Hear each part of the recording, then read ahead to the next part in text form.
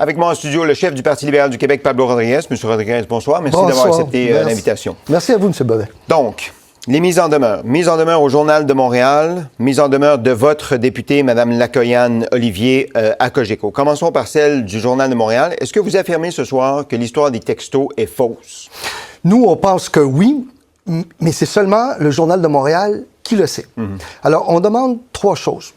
Le nom des personnes, le numéro de téléphone des personnes, et quelles sont les vérifications qui furent faites avant pour s'assurer de la validité de ces textos-là. On ne demande pas les sources. On comprend très bien que les sources doivent être protégées, mais on a le droit de savoir ça parce qu'en plus, si l'on veut pénaliser ces personnes-là, s'ils ont commis une faute, comment est-ce qu'on peut le faire sans savoir c'est qui? Et la seule institution qui le sait, c'est le Journal de Montréal. Nos collègues de LCN diffusent la réponse du Journal de Montréal qui dit essentiellement « On a eu une bonne démarche journalistique, nous allons nous défendre, c'est non fondé cette mise en demeure de la part du Parti. » Ils disent « On va protéger nos sources », mais on n'a pas demandé les sources. J'ai été très explicite en point de presse.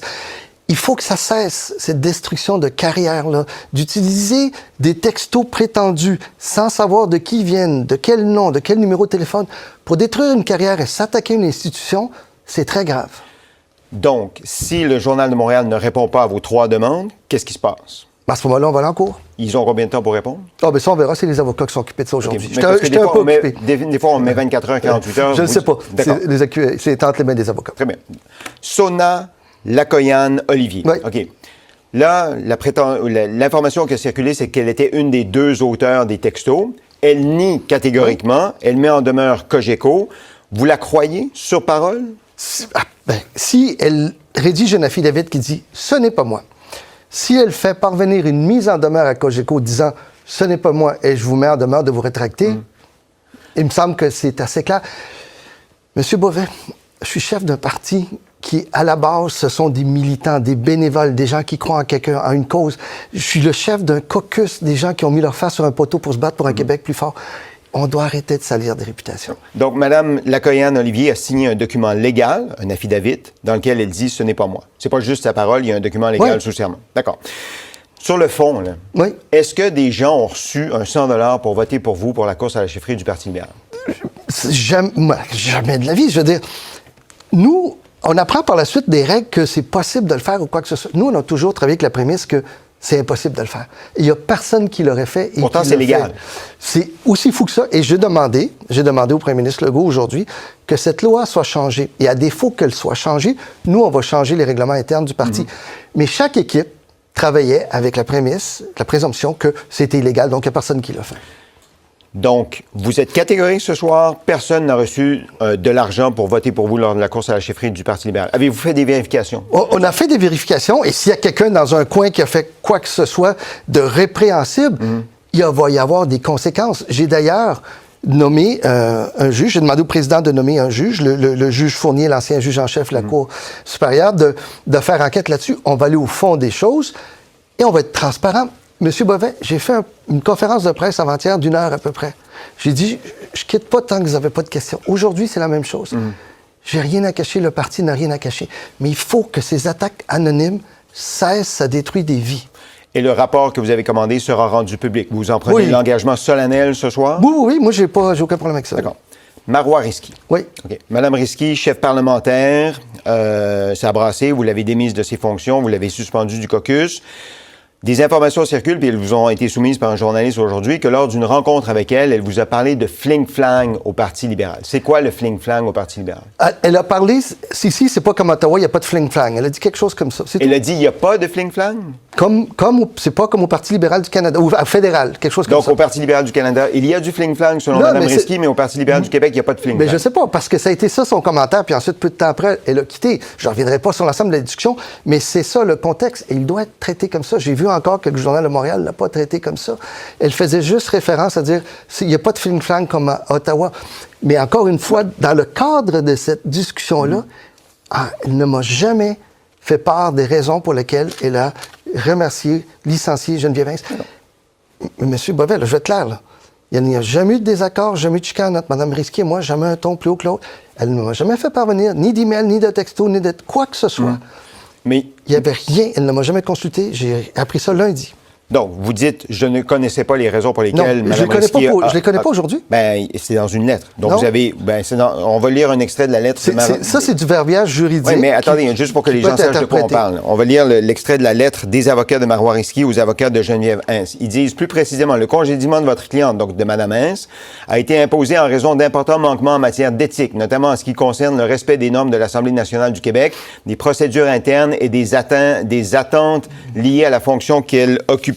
Et ils ajoutent, les avocats, à cela s'ajoutent des actes répétés d'insubordination, incluant le non-respect d'instructions claires émises par notre cliente, Mme Risky donc, notamment votre cliente, Mme Hintz, a refusé de donner suite à la directive de la nôtre de consulter la commissaire à l'éthique et à la déontologie. Vous n'étiez pas au courant de ça? Zéro. Comment ça? Zéro. Parce que lorsqu'on est chef extra-parlementaire, et on fait confiance, on nomme une personne. En l'occurrence, Mme Risky, que je connais depuis 11 ans, puis que je l'aime, Marois, là, personnellement, j'ai rien contre elle. Je lui fais confiance, on a toujours une relation, c'est une bonne parlementaire.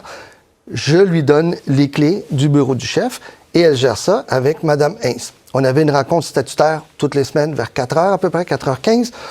Elle n'est pas venue me voir une seule fois pour me dire qu'il y a un manquement d'éthique ou quoi que ce soit. Jamais. Il y a eu une fois où il y avait une tension entre les deux. C'était plus sur la voie à suivre sur un truc politique. Puis ensuite, elles sont venues me voir et dire on l'a réglé. Pourquoi vous l'avez nommée, Marois Risky, chef parlementaire? Parce que je la connais depuis très longtemps, parce que je lui ai toujours fait confiance. Parce qu'elle est droite? Ça prend toujours beaucoup... et comme Geneviève Hintz aussi, là, je nomme que des gens droits. Vous savez, M. Bovet, j'ai été ministre pendant de nombreuses années. J'ai gagné 6 élections. J'ai été droit toute ma carrière, toute ma vie. Et quand je vois des gens qui remettent en question mon intégrité au celle d'autres, j'ai un problème fondamental avec ça. Et quand je fais confiance, et ça a été le cas avec Mme Risky. Donc, Marois Risky est une femme droite, mais vous ne la croyez pas. Elle ment. Je dis pas que je crois... Quand elle dit ce qu'elle dit dans sa lettre. Là, c'est rendu que ça s'en va en cours de ce que je comprends, là, de ce que je viens de voir en rentrant chez vous. Et moi, je n'embarquerai pas dans ces débats-là parce que là, c'est devant la cour. Mais vous croyez plus Geneviève Hintz que Marois Risky là-dedans, non? J'embarque pas dans ces échanges de lettres-là. Ce que je dis, c'est qu'à aucun moment, j'ai été avisé, pourtant je suis facile à rejoindre, là, que Mme Risky allait mettre dehors Mme Hintz. Non seulement ça, la remplacer par une chef de cabinet qui est une de ses proches, donc qui de facto devient ma chef de cabinet. Sans vous consulter. Sans me consulter. D'accord. Mais est-ce qu'on s'entend que Mme Risky est une femme droite, que Mme Hintz est une femme droite, puis que dans le dossier, vous croyez plus Mme Hintz que Mme Risky? De toute ma vie, j'ai toujours la perception que ce sont deux femmes droites. Mais vous ne me ferez pas dire, à la lumière des documents juridiques, que je prends pour l'une ou pour l'autre. J'ai pas vu les documents de Mme Hintz. J'embarquerai pas là-dedans.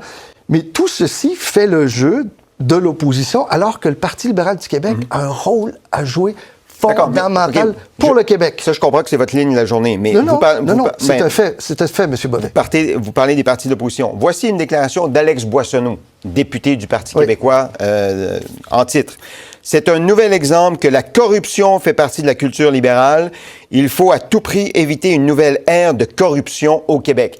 On associe, là, puis on se gêne pas, le mot corruption avec Parti libéral du Québec. Éric Duhem demande que l'UPAC débarque chez vous pour venir enquêter. Ça faisait un bout de temps qu'on n'avait pas entendu UPAC puis PLQ dans la même phrase. Mais ça, c'est de la partie... M. Boissonneau vient juste d'être élu. Mais je m'attends plus de lui. Oui, mais tout ce qu'il fait, là, c'est essayer de salir. Il vient juste d'arriver. Si c'est ça qu'il fait en partant, c'est dommage pour le reste de sa carrière. Mais vous comprenez que c'est l'épouvantail qui vous colle à la peau. Corruption, c'est le mot qui vous colle à la peau. M. Bovet, c'est d'apporter quelque chose au Québec, pas juste essayer de salir son adversaire. Mais corruption, c'est fondamental. D'accord, mais vous êtes conscient que pour le Parti libéral du Québec, il y a une sensibilité particulière quand on prononce le mot corruption? Bien, à l'époque, mais aujourd'hui, si vous regardez le parti, puis il n'y a pas eu d'accusation, puis quoi que ce soit, là. Rappelez-vous ça. Le parti... Parce que là, on a ces débats-là, mais le fondement, là, j'étais dans un événement hier, il y avait 200 personnes. Demain, il y a 400 personnes. Il y a du monde partout. Et il y en a un rôle à jouer. Quand le Parti québécois nous dit, là, on va avoir la pièce québécoise, puis on va garder le dollar 10 ans. Non, mais écoutez-moi une seconde. Je comprends, mais ça, c'est dans une semaine, dans 10 jours, dans un mois. Moi, ce que je dis, c'est que si vous n'avez pas de stabilité, on ne se sépare pas. Non, mais M. Bovet, tout ça est important. Mais comprenez-vous que l'épouvantail du Parti québécois à votre égard, c'est la corruption? Oui, mais votre épouvantail à l'égard du Parti québécois, c'est les référendums. Vous avez chacun votre épouvantail pour faire peur au monde, pour ne pas voter pour le parti adverse. 2 tiers des Québécois ne veulent pas de référendum. Ils en veulent un. Nous, on n'en veut pas. Et on est le seul parti qui se tient debout devant le Parti québécois pour éviter un référendum. Vous parliez de l'activité partisane dans laquelle vous étiez hier soir. C'était dans la circonscription de Greg Kelly. Greg Kelly conjoint de Marois Oui. Risky. Greg Kelly, député libéral, siégeant au caucus. Mais en fait, il n'a pas été vu au caucus depuis un certain temps, mais il est là de facto. Marois Risky, député suspendu du caucus, les mots sont importants. Qu'est-ce qu'il fait, M. Kelly? Qu'est-ce qu'il vous dit? Ben, j'ai pas parlé à M. Kelly et c'est normal. C'est une situation de familiale qui est très difficile. Moi, j'ai une pensée pour eux, j'ai une pensée pour Marois, pour Greg, pour le caucus et tous les libéraux. On a des employés qui arrivent, vous le savez, là, vous êtes là, à l'Assemblée nationale à 5h, 4h30 du matin. Moi, j'ai une pensée pour eux. J'ai une pensée pour nos bénévoles à travers le Québec, les gens à Gaspésie, à Chibougamau, à Sherbrooke puis à Montréal. C'est des gens qui croient au parti tout comme moi. Et moi, je vais défendre l'intégrité de ce parti-là. Mais souhaitez-vous que M. Kelly reste au caucus du Parti Bien sûr, pourquoi qu'il Est-ce que partirait? Mme Risky, est-ce que la porte est ouverte pour Mme Risky? Moi, je lui ai envoyé une note ce matin. Je sais qu'elle prenne son temps et qu'elle me revienne. Moi, j'ai demandé qu'on se voit dans un court texte, tous les deux seuls. On se connaît bien, on s'est toujours fait confiance. OK, vous voulez lui dire quoi, Marois Risky? Je veux savoir comment on peut travailler ensemble, s'il y a moyen de... Puis je veux surtout qu'elle m'explique pourquoi elle a mis dehors Mme Hintz et son geste de la remplacer par quelqu'un d'autre, qui n'était pas mon choix non plus. Ce que vous ne comprenez pas à ce jour. Les raisons de... Il n'y a aucune explication qui m'a été donnée, M. Bovin. Aucune. Il n'y a rien qui a mené à ça. Il n'y avait pas d'escalade, il n'y avait pas de ça, là. Alors moi, j'ai donné ma confiance à une personne que j'ai nommée comme chef parlementaire pour gérer le bureau du chef parlementaire. Je m'attendais à avoir des rapports et très certainement de savoir pourquoi on mettait dehors le chef de cabinet. Mais donc, êtes-vous en train de nous dire que Marois Risky travaillait en vase clos sans vous consulter? Sur ces choses-là, nous, on avait une réunion statutaire sur certains points importants. Mais sur la gestion du personnel et autres, c'était une mécanique interne qui existait entre la chef parlementaire et la chef de cabinet. Et vous n'étiez pas dans la loupe?